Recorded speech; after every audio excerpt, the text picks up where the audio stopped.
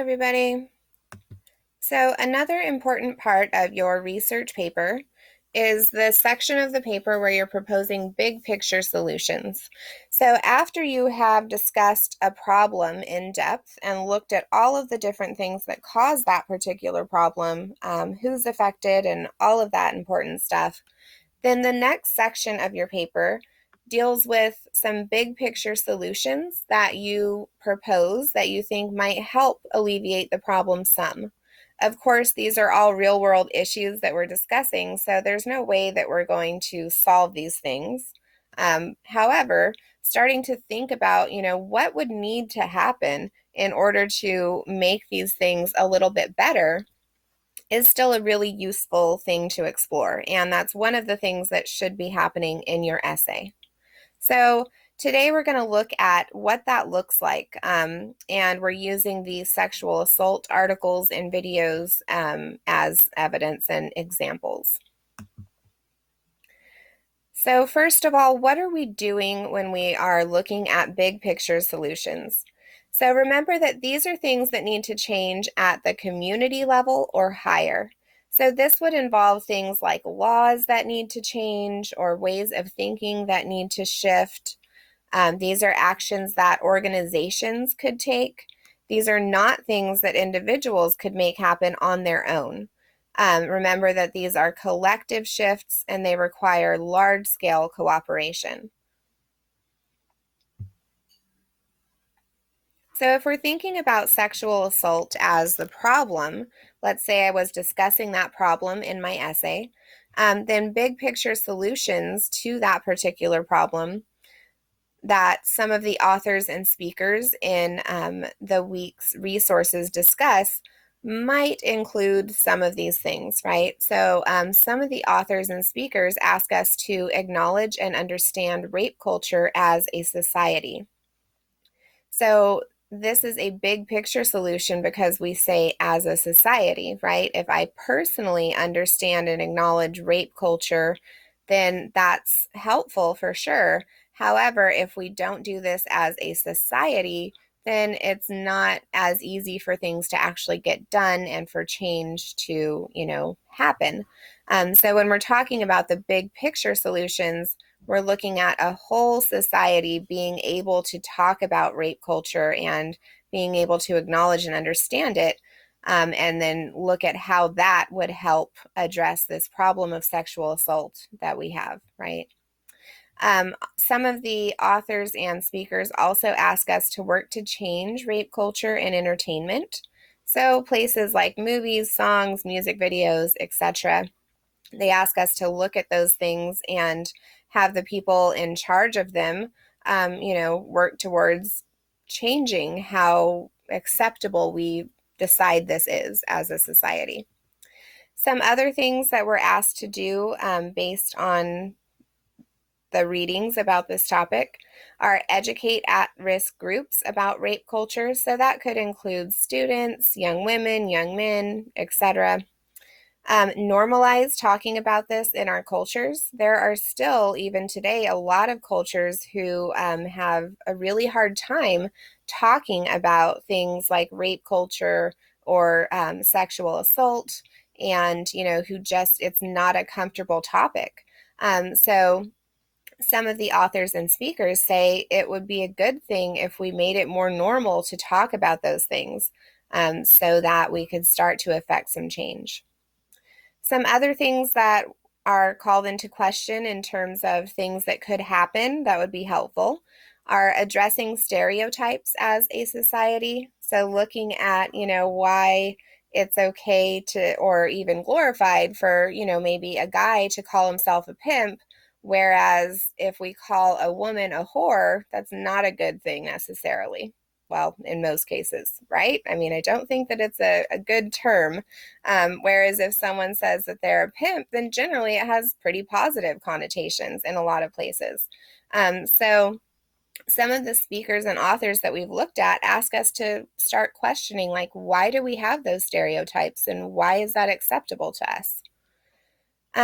Some other things that are mentioned, some some of the speakers and authors ask us to hold colleges accountable for their policies on sexual assault on campus because sometimes they're not very strong. Address the link between drugs and alcohol and party rape as a society because some of the research out there shows that there is an important link here, and that this is happening, right? So, we need to acknowledge and address that according to some of the stuff that we've read. Some even call for changing Greek life policies that mean only fraternities can hold parties with alcohol, for instance. So, of course, these aren't all of the big picture solutions that are mentioned. And, of course, you don't have to agree with all of these at all. But they are some things that are mentioned. So if you were writing about this topic for your essay, for example, you could choose to, look at or discuss a couple of these that you think would be helpful, and write about them and how those things would be helpful in terms of those big picture solutions. But notice that none of these are things that individuals can do on their own, right? This is all something that we need to do as a society, or at, the administrative level at a college, or in a particular culture, right? So remember that this is not just stuff that you or I could do on our own. It takes that collective effort. So where do we come up with these big picture solutions? If we're talking about these big picture changes that need to happen, like how do I come up with that? So there are a few places to look. Sometimes the articles that you've read or the things that you have watched will call for those big picture solutions, and you can use those. For example, the authors of Sexual Assault on College Campuses argue that we should make students aware of areas where sexual assault happens more often, such as fraternities and bars, so they can avoid them or at least be more cautious in those places. So this is an example of a time when the articles themselves will say, here's what we can do. And you can definitely use that to, expand and to discuss that in your own essay. Sometimes you can come up with them on your own. So, for instance, a student might suggest that colleges implement a buddy system, encouraging students to walk in pairs to and from classes, dorms, and cars. I've had students who are writing about this particular topic or other topics involving safety on campus say that colleges should implement, some sort of system like this, or should offer free rides to your car at night, or, for people who are at risk or just aren't comfortable. So that's a larger scale change that could happen because it would be something that would be implemented at the college level, right? Sometimes they can be modeled after something that's already in place. So, for example, a group of students who have been affected by sexual assault created an organization which provides legal support for victims. Colleges should provide free legal support to all victims. So, this is another thing that came up elsewhere. A group of students who were affected did create that organization. And then one of my students said, well, why don't colleges do that? And I was like, that's a great idea. You could definitely write about that, right? That would be a big picture solution. You can also go about this in sort of the opposite way by discussing what hasn't worked so far and suggest better solutions based on that. So, for example, there's a college policy. I'm not sure if it's still in effect, but I know a couple years ago it was, that said that sexual assault was punished by expulsion, but they weren't expelled until the end of the semester. So that is very much useless, right? Because expulsion at the end of the semester isn't really expulsion. So I had a student who wrote about that and said, this is a problematic solution. And what needs to happen instead is that if you're convicted of sexual assault, you are expelled immediately. So that was a policy change that they were arguing for, and it was based on this flawed policy that they had found at one particular college. I don't even remember which college, but so you can look at flawed solutions and then propose better ones as well. So lots of different ways to come up with those big picture solutions. And remember that you do need to address big picture solutions for whatever problem you are discussing in your essay. And this section should be just as long as the problem section. So remember that you should have about a third of your essay which tells us all about the problem, and then a third of the essay which tells us all about these different big picture solutions that you propose. So when you are talking about those big picture solutions, it's still important that you're making claims. So we want to move from general ideas when we're just sort of brainstorming to arguable claims about each big picture solution that you plan on discussing in your essay. So for example, as a society, we need to be more educated about rape culture so we can work on changing it. Or another example, fraternities that encourage their members to pressure people into sex should be punished. Sexual assault cases in the military should be punished more severely. Or stereotypes which contribute to rape culture should be challenged. So notice that each of these is an arguable claim. It still tells us about the big picture solution, and it introduces that, and it gives you a really strong base to start your paragraph with. So these are the kinds of claims that we're looking for in this section of the essay. And then you would find evidence to support these things and use that quote sandwich method that we've discussed throughout the semester to help you round out those paragraphs and discuss each of these, in more detail. And again, these are just examples. So of course, you'll be coming up with your own when the time comes to write about your own big picture solutions for whatever problem you're discussing in the essay. Once you have those claims, then the next step is to find evidence that matches your claims. Get creative in how you connect that evidence. It's okay to use examples of something that works elsewhere and then explain how it could be implemented in new ways or in another location. You can also use evidence of what doesn't work and explain an alternative. So there's lots of ways to get evidence to work for you in this section. Definitely work in your groups with a tutor or ask me if you get stuck with, how to make your evidence work in this area. So once you have your evidence, then you need to connect your claims with your evidence to start building those paragraphs. So it's a very similar process to what we would do in the problem section, except now our focus is a bit different. And instead of looking at the problem, now we're looking at those big picture solutions. So I've got some claims and evidence for you here to look at. So for instance, let's say my claim is, our society needs to stop normalizing sexual assault by blaming victims.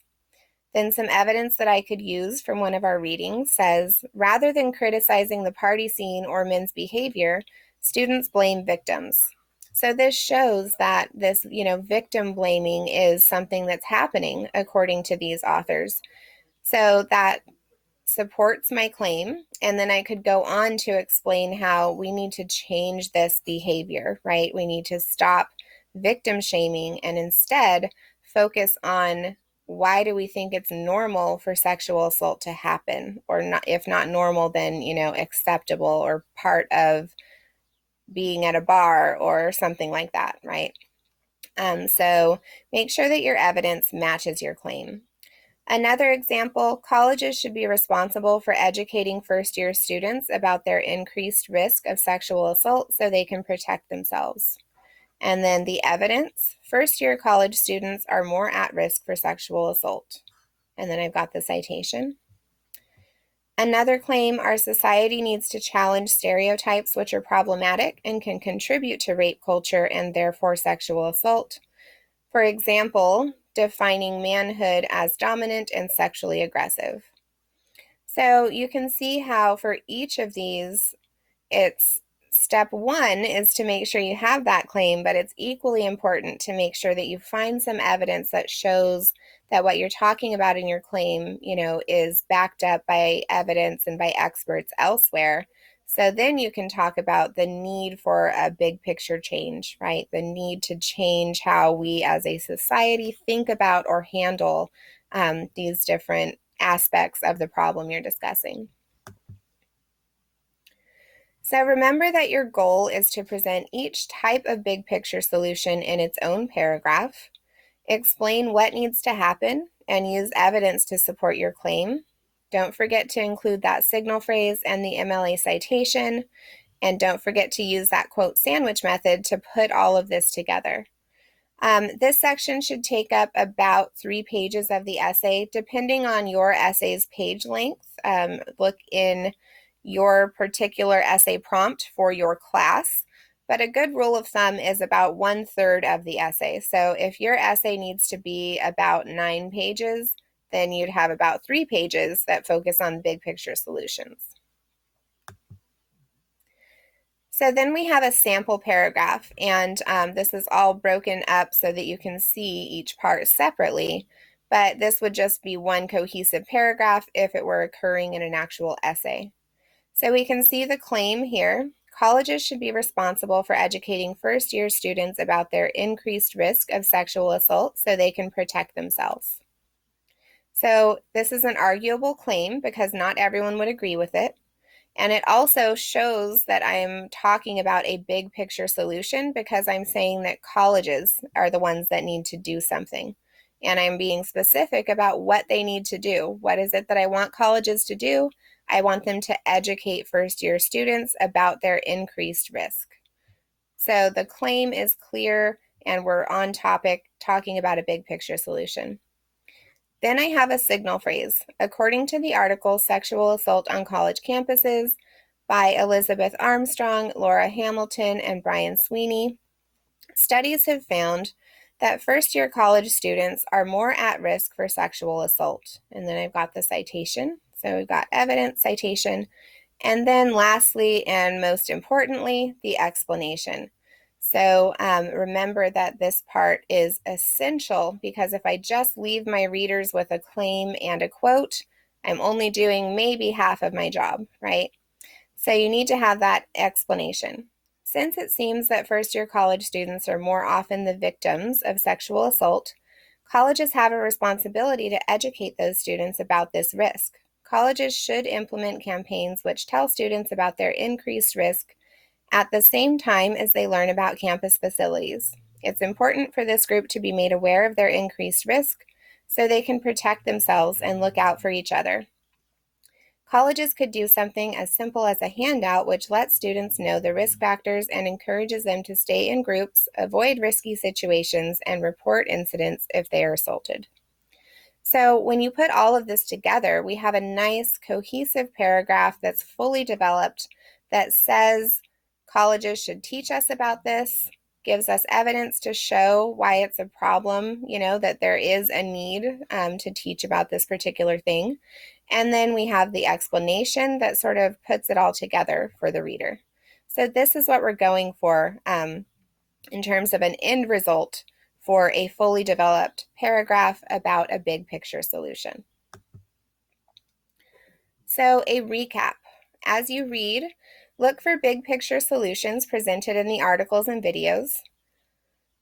Then gather all of those together. So list all of the big picture solutions you can think of for the problem that you are discussing. Remember that these are things that require large-scale cooperation and can't be done by one person individually. Make claims about each big picture solution you'll discuss in the essay. Find evidence to support each of those claims. And then use the quote sandwich method to build paragraphs about each of those solutions. And remember that this section should take up about 1/3 of your final research essay. As always, if you're having problems with, getting the hang of talking about big picture solutions or finding big picture solutions, there are lots of places to go. You could talk to your group, a tutor, or myself, and we're all happy to help you with that.